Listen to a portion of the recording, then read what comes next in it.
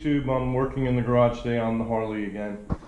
I'm going to be changing the passing lights from these incandescent bulbs over to the LEDs. I've already done the Daymaker front headlight. So I basically bought a set of LED passing lights for it off of eBay. So I'm going to be replacing the incandescents with the LED. It should make it look like a more modern Harley. This is a 1999 Electra Glide. So what I'm going to do is I'm going to start by taking off the trim rim, which is held on by one Phillips head screw on the bottom. I'm alone in the garage right now, so I'm holding the camera by myself, so hopefully I can get some good shots for you and you can see how this goes. Okay, so I've loosened the Phillips nut down here, and let's see if I can't pull this forward. I've removed the trim rim. Like I said, there's a Phillips screw on the bottom that holds the trim rim. Once you do that, you expose the lights. So this has a ground wire, ground wire over here and a positive over here. I can tell that because the ground wire is actually grounded to the outside of the case, and the power wire obviously goes down through the bike. So I've wired the lights up. I cut the back of the light. I put a couple spades there, and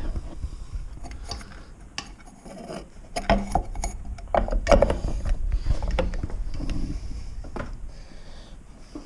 fired the lights up, and there you go. Big difference between the incandescent versus the LED. Looks good. All I gotta do is just mount it up. Okay, I've got the light in with the trim rim around it. And again, big difference between the incandescent light and the spotlight. So do the passenger, or the driver's side, I guess, the left-hand side. So that's what it looks like, newer versus old. You saw how bright it was. I think this, for a $30 upgrade or $40 upgrade, whatever it was, I think is awesome. I mean, it makes the bike just look that much newer, and it makes the bike that much brighter, and people can see you, and that's really what matters, right? Is people see you and you can see them. So let me finish doing that, and I'll show you what the bike looks when we're done. Okay, so I put both lights on. Looks good, and they're a lot brighter. There they are, all done. Bike looks a lot newer, and I'm pretty happy with it. Pretty easy job. Basically unbolting it, just snipping the wires. I put spades on it so I didn't have to cut my factory wires. You know how I feel about cutting factory wires. I don't like to do that, but I definitely think you're going to see this bike coming down the road like this with the high beams on. I put the high beams on, it shuts off the passing lights. So I didn't realize it did that, but it shuts off the passing lights when you put on the high beams. That's a factory thing, I didn't do it. So it looks good, I like it.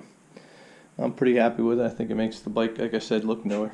So as usual, thanks for watching, and subscribe and keep your comments coming. It's always nice when you do a little upgrades to some older bikes. This is a 99, so doing this makes it look like a 2017, at least in the front end. And obviously it doesn't have the 2017 motor, but it's a nice bike, and like I said, brings it a little bit more into the future. So as I said, keep your comments coming. Give us a big thumbs up. I actually like thumbs up, you know, and actually YouTube likes thumbs up. So subscribe. As usual, Greg's in the garage. There's a big thumbs up. Follow us on Instagram at Greg_Dibsy. Thanks for watching our Harley Spotlight video.